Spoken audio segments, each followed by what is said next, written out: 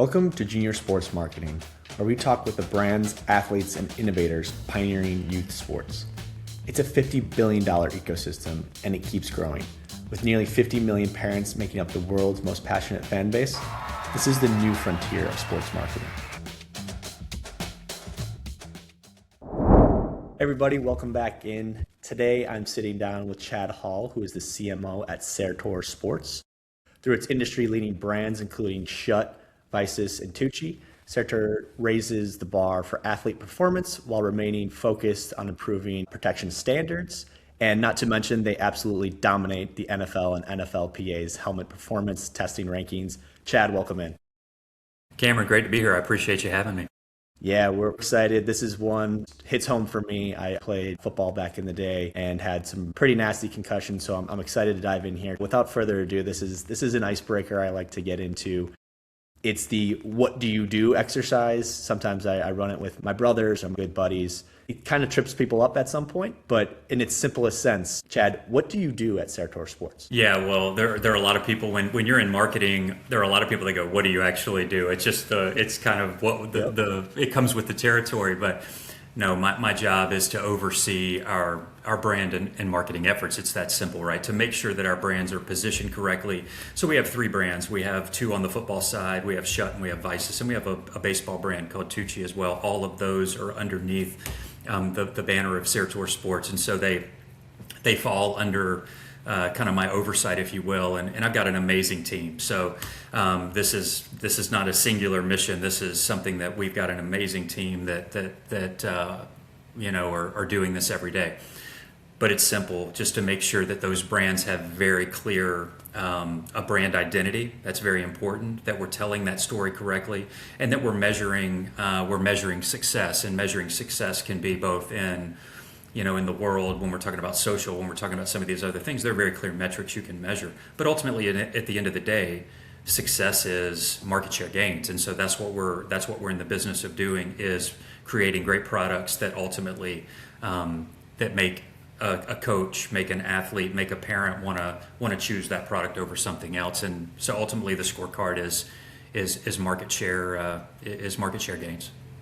Yeah, you guys have such an important role in not only the pro space, not only the college space, but obviously why we're talking here today, the youth space, and to get in with the parents and to get in with the municipalities, the schools, is not an easy job. In that same vein, what are some goals that you're looking to accomplish if you guys crush it for this year? What does that look like? We've got very clear corporate goals and metrics that we're judging ourselves to. And then we have those trickle down within our department. So, I'll take that, and we have very specific kind of departmental goals. And so, again, success can look in a number of different ways. Like, for example, when we're trying to build awareness of a particular product, a lot of these decisions take some time. So, case in point with the F7 Pro, which is the umbrella product, if you will, of the F7 Air and the F7 Air Youth Series, which I know we'll talk about in a little bit.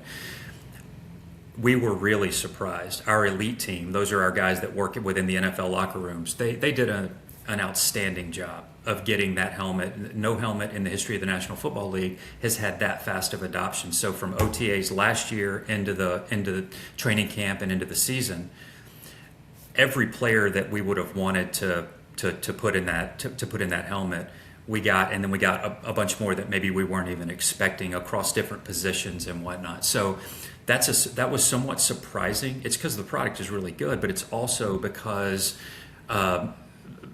momentum builds.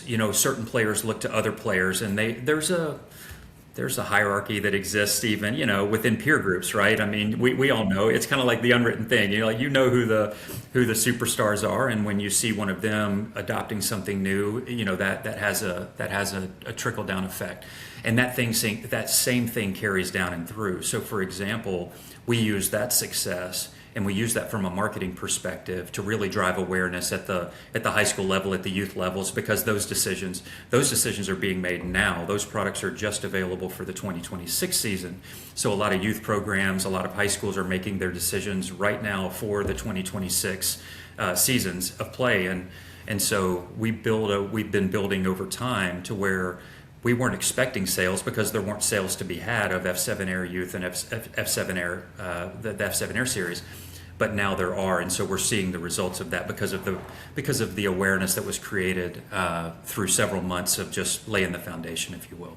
No, I love that. We'll get to it in a little bit, but the 1-9-90 rule is what I like to call out, especially in youth sports. It works like a charm. This is free consulting advice where with any product, you seed it with the 1%, you get that next 9% to buy in, and then the 90 just kind of comes in droves. So we got one more icebreaker for you, and this is a fun one. There's an amazing scene from Wayne's World where Rob Lowe's character is talking to the guys about getting the sponsor on the show, and the guys go through a montage of poking fun at sponsors. Wayne's got the Reebok and the Doritos, holding up the Pizza Hut box, guards with the new print. But what does a partnership look like to you that is successful? You've announced some that we'll get to later, but just thinking about, hey, we're not slapping a logo on this. We're getting in the roots. We're getting in the weeds with these guys. Give the people what that looks like on your end.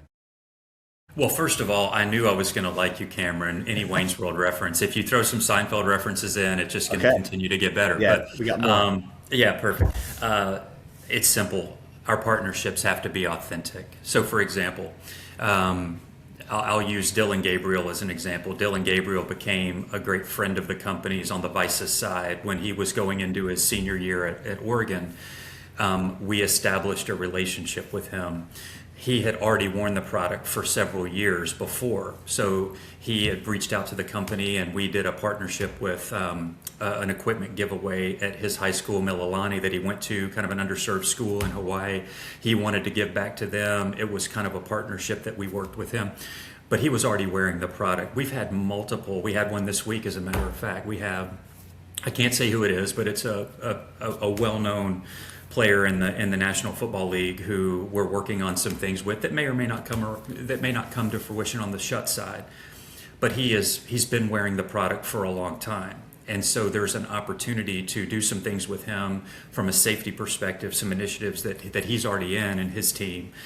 But it's a natural thing. We've had several. So when we think about Elite 11, when we think about the NFHS, I know we'll talk about these things, USA Football, these are authentic relationships. We've had multiple NIL opportunities that have come around, Cameron, where we get an email and it's, hey, it's somebody's agent. You know, everybody, hey, it's all good, but there's a lot of money that's trying to be created right now at the collegiate space and even ahead of the National Football League. And we may get an email that says, hey, they love the product. We'd love to work some kind of partnership. Well, then you realize they've never worn the product. You know, right. Those are quick, plain and simple. Those are quick answers for us. Those are not scenarios that we want to be part of, because what we want to do is we want authenticity, and we don't want to say, oh, well, now they're just paying them money, and so now obviously they're wearing the product. It needs to be something that makes sense. So with all of our partnerships, there has to be a level of authenticity, or it's just something that it doesn't make any sense for us. Yeah, that makes total sense. And to shift gears here, from my understanding, might be different from the general market's understanding. How does an athlete on all levels select a helmet or equipment? I think that would be great to, just as a base layer for the audience to understand. Yeah, that's a great question, because the answer has a number of different tentacles to it, if you will. One of my very best friends is a guy that played in the National Football League. He played at Purdue, then he went to the Patriots, played a few years, got a Super Bowl ring, played during the whole Brady kind of years, and when I got into this space, I reached out to him and I said, hey, David, I just wanted to ask you, like, what did you wear? I mean, D1 athlete, Super Bowl champion. His answer shocked me. And he's been retired. He said, I don't know. I don't know what I wore. Oh, no way. Wow. And I'm like, what do you mean you don't know what you wore? And he was like, man, I don't know what I wore. He just said they just gave me this was back. Those days are over, right? Yeah. But definitely. So at the collegiate level, where there may not have been a lot of choice back in the day, there's choice now. Players coming in, they have the opportunity to say, no, I'm an F7 Air guy. I'm a VICIS 02 guy. That's what I wear. At the NFL, certainly. And so we work very closely. Our teams work very closely with equipment managers. At the high school levels and the youth levels, those decisions are made very differently. In some cases, in most cases, I'll say, in most cases, in volume, those decisions are made by someone that's not the athlete, someone that's not the parent. And those decisions are made for a number of reasons. Those decisions can be made because there's budget concerns. Those decisions can be made because there are relationships at play. Those decisions can be made for a number of different reasons. Many of those are not necessarily in the best interest of the athletes. That's why this is important. That's why it's important that coaches, that parents, that athletes are informed that, hey, what you may have been given and what you may be wearing it's not even close to the best level of protection you can be wearing. You need to arm yourself, because then you can go and you can make that choice yourself, even if you have to make it outside of the league that you're playing in, and you can protect yourself at the level that you need to be protected at.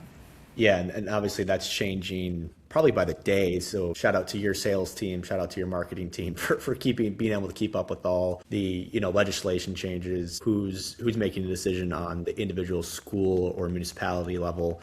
That is not an easy task.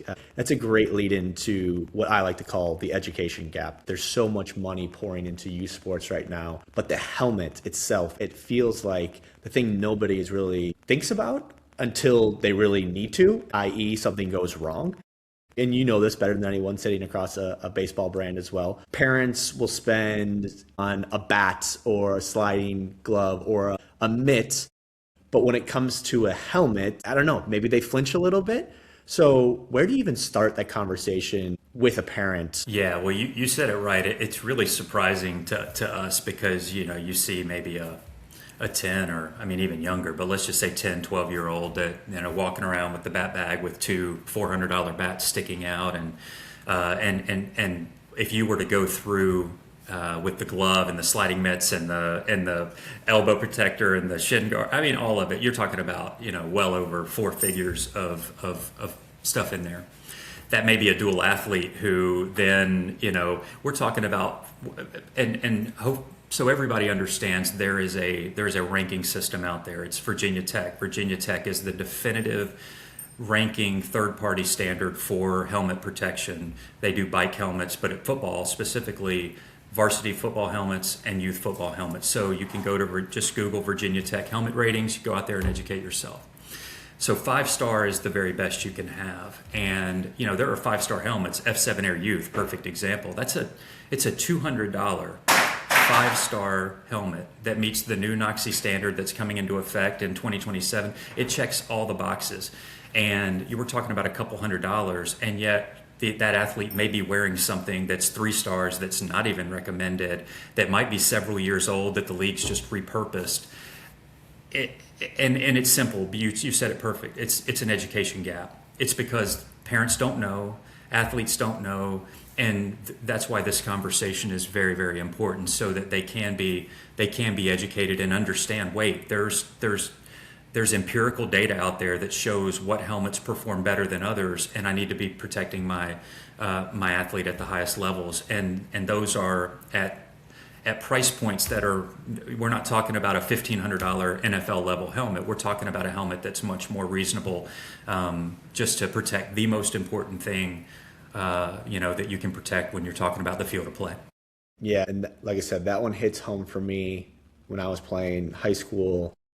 Got a nasty concussion. Maybe my helmet was a couple of years old and refurbed, and it's funny because the next week in my locker, I got a brand new helmet, and it was fresh off the shelf and probably the highest rated. So it's just unique to obviously football versus other sports where, and this leads into our next question of parents are obviously super conscious of safety, right? And they want the top helmets for their athlete, across any sport, right? Not just football, but the people that are doing the mass buying, municipalities, schools, as we mentioned, might have other items on their mind, whether it's price, relationship. When you're going after a school, a municipality who's ordering hundreds of helmets at a time, Walk us through how that might be different versus, hey, I'm in Dick's Sporting Goods and I'm talking directly to the customer. I'm talking directly to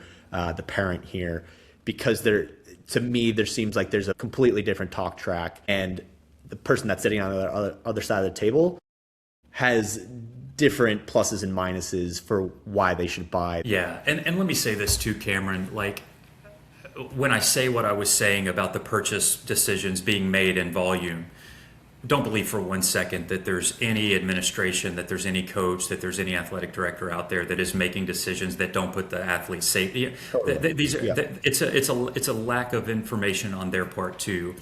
Those decisions are being made with more numbers in mind, and there are budget concerns. Any school has very clear budget, and there are certainly underserved communities that are even more greatly impacted by this. And so, but so that's why when a parent is, when your athlete comes home, we know this. We know the data suggests overwhelmingly that specifically when we talk about Friday Night Lights last year and on the high school football fields in the 2025 season, that we estimate that 3 out of every 4 helmets worn on high school football fields last year were 3-star helmets that aren't even recommended by Virginia Tech any longer. The 24th ranked helmet on their list, on the varsity list, is Riddell Speedflex, and that was the overwhelmingly used helmet in the space. A parent may think when their athlete came home and they've got this new looking, because it's been reconditioned. There is a thing in our industry called reconditioning. Those helmets go through a reconditioning process that NOXI, they get recertified. That's an important part because, again, they do have a lifespan.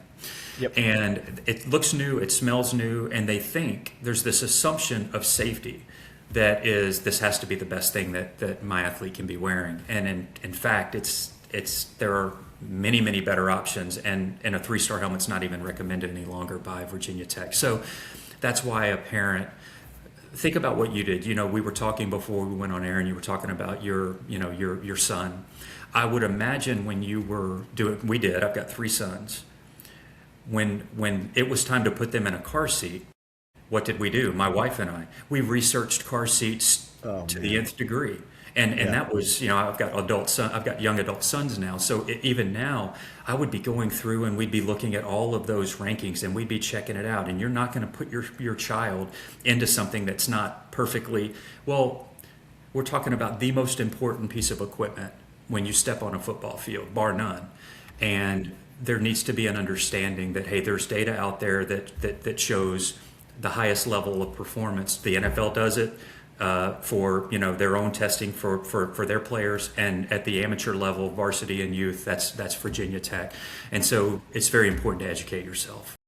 No doubt. From a parent perspective, now there's so much information out there. It's at our fingertips. You hit it perfectly. I think my wife and I spent hours on hours researching every single baby product, especially the car seat. So that's a great analogy. Moving on to a very fun part of your job. My nephews, they're not yet quite old enough to play tackle, but they're absolutely obsessed with guys like Jamar Chase and Justin Jefferson. This pro to youth connection work that you guys have, my little guys see them on TV and they see them in social. That's part of the marketing cycle. How important it is to have those type of players on your guys' roster and utilizing them through your efforts in not only safety, but at the end of the day, players like to look good, feel good, and these guys are doing it every single Sunday and to the 99 percentile. Yeah, and you said it, look good, feel good. There is an aspect when our elite team goes into and starts working with these elite players.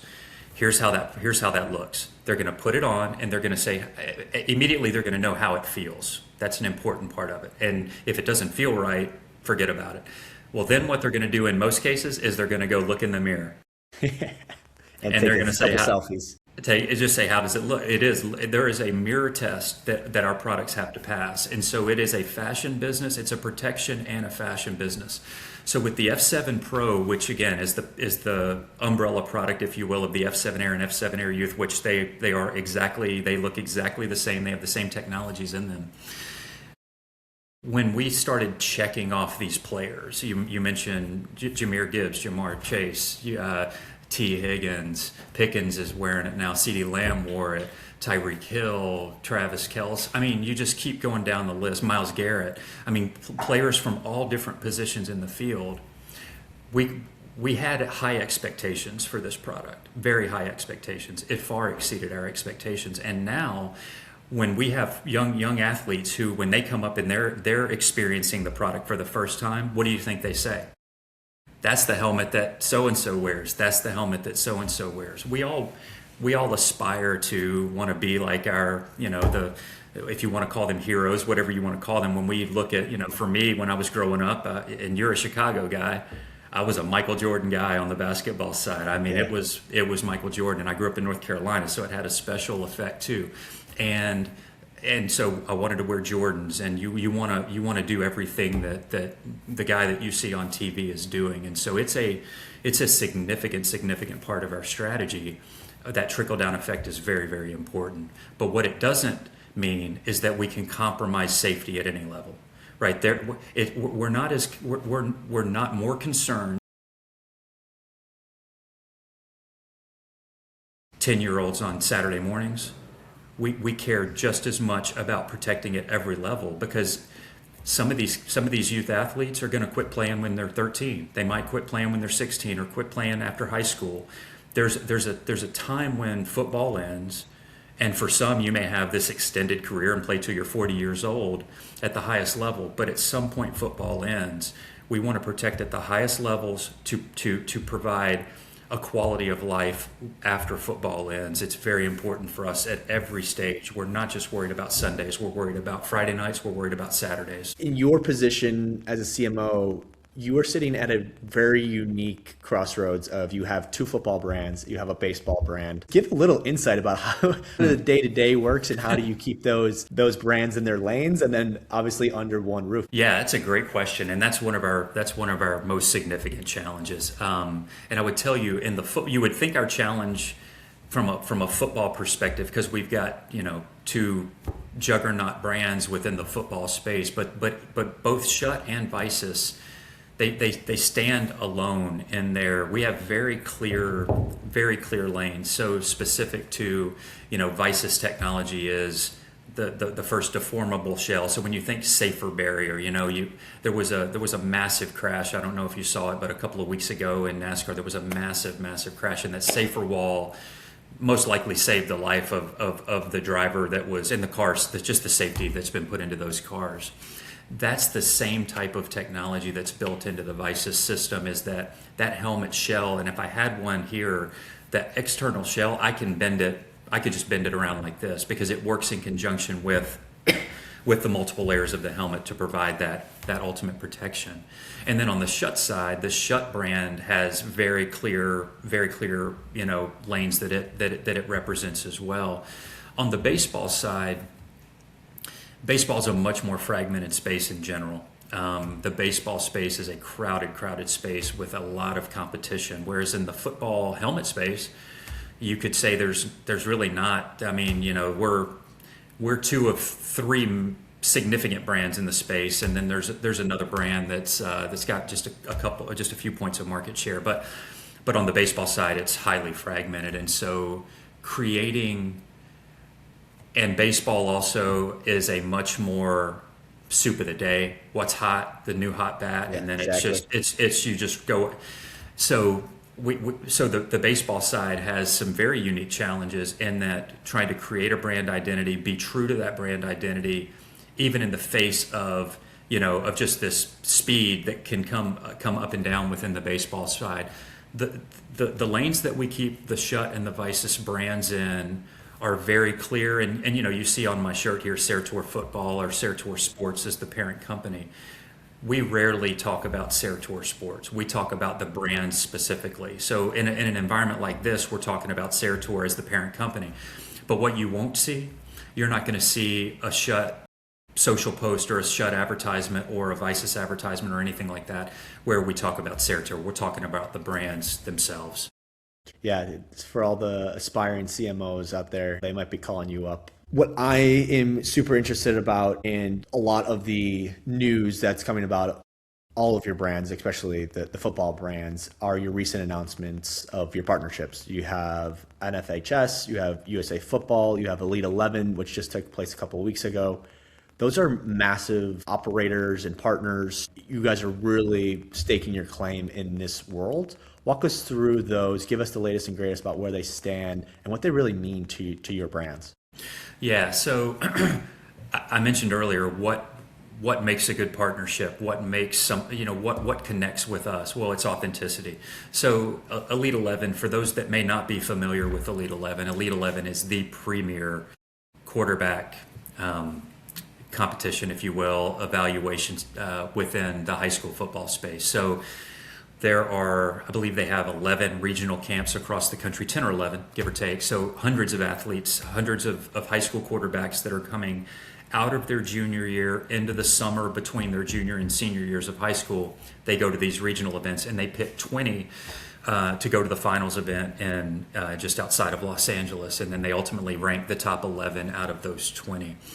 The connection between those 20 finalists and what happens at the Division I level and ultimately what happens at the NFL level is shocking. Like, it is amazing when you look at Elite 11 alumni. Aaron Rodgers, Trevor Lawrence, Bryce Young, Matthew Stafford, Jared Goff. I mean, the list keeps going on and on and on. And so with VICIS, this was a VICIS partnership that we started 2 years ago. This was our third year. We just finished up, again, about a month ago. And the VICIS 02 QB is the number one ranked quarterback helmet on the NFL player testing. The reason that's important is because for those that we were talking about Virginia Tech, the NFL does their own testing and they do position-specific testing. So they test quarterback-specific helmets. Why does that matter? Because a lot of the quarterback impacts are helmet-to-ground impacts. The quarterback takes a hit, they go backwards, and they hit their head on the back of on the turf. This helmet protects at all levels, but specifically the quarterback version is tuned to take that impact at a much more high level of protection. So it's been the number one ranked helmet in that for a long time. So it made perfect sense that we outfit those players with a VICIS 02 QB. They get the full NFL experience. So at the regional events, we kind of know who some of the short list finalists are. We scan them. We make that helmet. So when we gave them those helmets a month ago, those helmets we do a really cool reveal. They are scanned exactly to their heads. They have their high school colors on them. It's as unique to them as a fingerprint, if you will. I mean, it is specifically, the internals are made for their head. The NFHS, the National Federation of State High School Associations, that's a brand new partnership that we've entered into this year. That's a multi-year partnership. Working with the 20,000 high schools across the country, working with all 51 state associations. In fact, I'm headed out. Their summer meeting is in Salt Lake City here next weekend, as a matter of fact, on the, I think, 26th through 29th or something like that. I'm going out there for that meeting, me and a couple of other members of the team. It's very important that we continue to educate all of the decision makers so that we can really impact the high school, 1 million plus football athletes at the high school level. And then USA Football. USA Football has become an amazing partner of ours. In fact, have a call with them later today. We have a weekly standing call with them, and they are overseeing kind of all things youth. So that we're working strategically at every level, not just at the highest levels of professional athletics. We're working at the high school level and at the youth level with some very strategic partnerships to educate and to outfit athletes at all levels with the safest product that they can wear. Yeah, it's incredible to watch that all come. And I know these partnerships aren't always the easiest to formulate and to get off the ground. So even to the Elite 11, you said the scans, the presentation, if you go on any of the socials, those looked like it was equipment day at an NFL or SEC or Big Ten school. Those were top of the line production, top of the line equipment. And it's just elevating your brand to that next level, and to a consumer that obviously no longer needs the helmet. But to a parent, this is something that they look to and say, "Hey, this is worth the investment." I know, because these are on the elite of the elite, right? And not only in the pro and college world, but now in the high school world. So that strategy of working all the way from the top to the bottom, obviously why we're talking here today is youth. Shout out to you, shout out to the team for all the good work. If there's anything else in the space that you want to cover, I'll give you the mic here. If not, we can move forward with a few rapid fire questions to wrap this thing up. Yeah, Cameron, this has been a great conversation. Yeah, I would just say as parents, you, me, every parent that's listening to this, we want to protect our children at the highest levels we can. And so we make those decisions for anything. We make them with the best information that we have. And so that's why just educating is an important part of it, to understand that there are options out there, and those options in many cases are not cost prohibitive.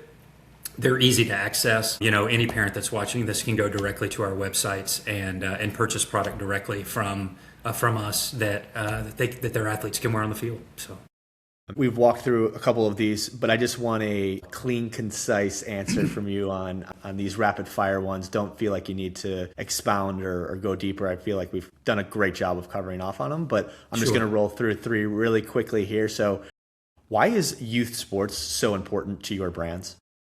Because every athlete has an end game. There's every athlete stops playing at some point, and we care about life after football, and it's that simple. So whether that's a 13-year-old that stops playing, an 18-year-old that stops playing, or like I said earlier, a 40-year-old that stops playing, we want to protect at every level, and that's why youth sports is so important to us. And development, just the fact that they're still developing, right? It's even more important to protect in a developing body, even more than a fully developed body. I would put you guys in a gold standard, and just hearing all of your intricacies and how you run partnerships just from this call alone. What advice would you give to brands or operators or people that want to get into this space? Just be authentic. Obviously it's a very crowded space, and so I think people can sniff out when people are doing stuff for clicks and when they're doing stuff. I mean, you can just see it. And so that's why for us, it's very important that any partnership that we enter into, any relationship that we enter into, it has to be authentic. And when it's authentic, it resonates with people. So you got to speak to the audience very clearly. When we're speaking to youth, we're trying to be very much in that vein. High school, every area that we're speaking into, we're trying to speak authentically to those groups, but we're trying to do it in a way that people can go, hey, we're a commercial business. We're not going to hide behind the fact that we're trying to sell helmets, but we wake up every day to let people understand that we want to protect athletes at all levels. That's why we have more 5-star helmets than any other brand, any other company out there. We make more at the youth and the high school level than anybody else does. It's because every product that we bring out, we want to make it better than the model that it replaced. And that has to be 5-star highest levels of performance. I love it. Chad, we appreciate you coming on. I know I learned a lot. I know people are going to learn a lot, but we appreciate it. Good luck with everything. We're going to be following very diligently, and at the end of the day, it's almost football season, so we can't wait. Cameron, thanks. This was great. I really appreciate it.